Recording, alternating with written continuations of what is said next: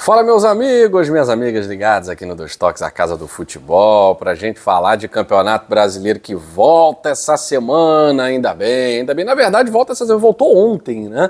A gente teve uma rodada antecipada do Campeonato Brasileiro por conta de sábado, o Atlético Mineiro jogar a final da Sul-Americana contra o Lanús, no Paraguai.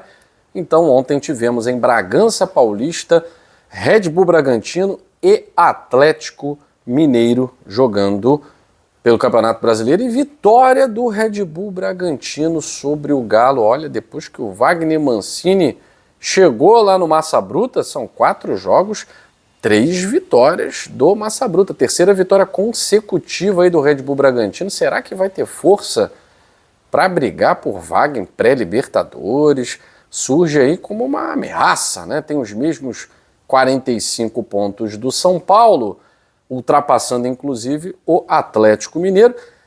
E vamos falar a verdade, né? No final das contas, quem tá mesmo com a vida mansa é essa turminha ali do G7, né?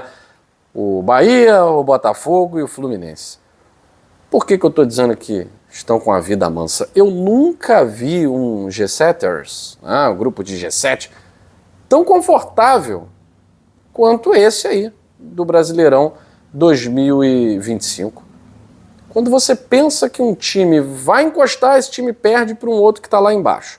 Aí agora é um confronto direto. Esse aqui pode encostar, aí o que está lá embaixo ganha. Aí começa a emendar. Aí fica todo mundo embolado com o mesmo número de pontos que não consegue ainda fazer cócegas na turma que está lá no G7. Para vocês terem uma ideia, o Red Bull Bragantino, que estava ali em 13º, estava querendo somar pontos para fugir de briga contra rebaixamento e tal. Depois de 3 vitórias, agora ele está com 45 pontos na 8ª colocação. O Red Bull Bragantino sempre esteve entre os 8 primeiros colocados, né?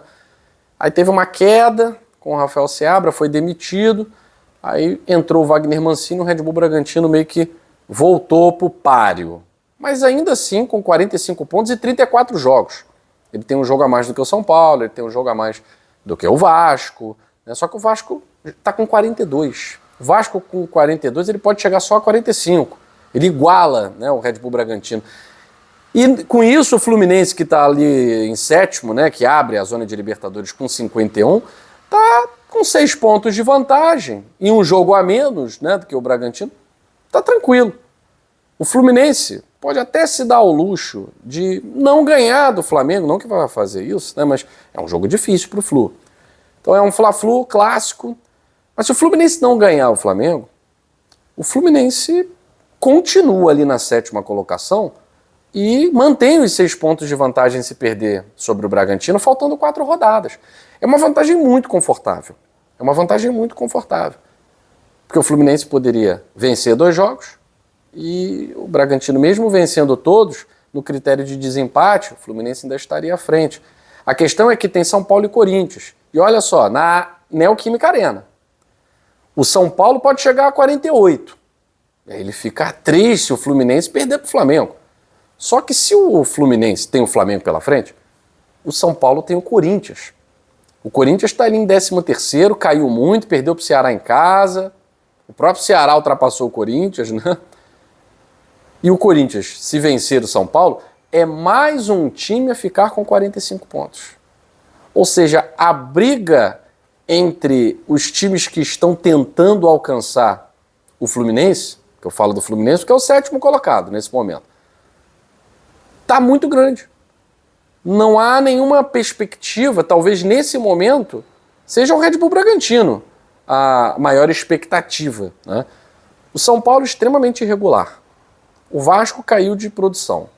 O Atlético Mineiro está pensando na Sul-Americana. Agora com um jogo a mais, com 44 pontos, difícil.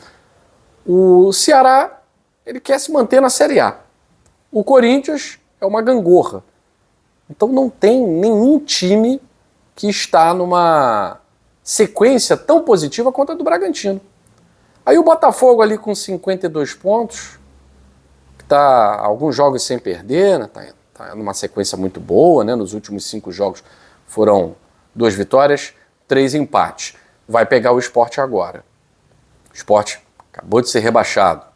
Botafogo vencendo o Sport, ele chega a 55, ele pode colocar 10 pontos de vantagem sobre os perseguidores com 4 rodadas para acabar o campeonato. É quase impossível de ser alcançado. Então vai ser uma rodada interessante, vai ser uma rodada importante, né? Essa rodada 34, principalmente para Bahia, Botafogo e Fluminense. O Fluminense venceu o Flamengo, Botafogo venceu o Sport, Bahia venceu o Fortaleza, aí eles ficam praticamente inalcançáveis.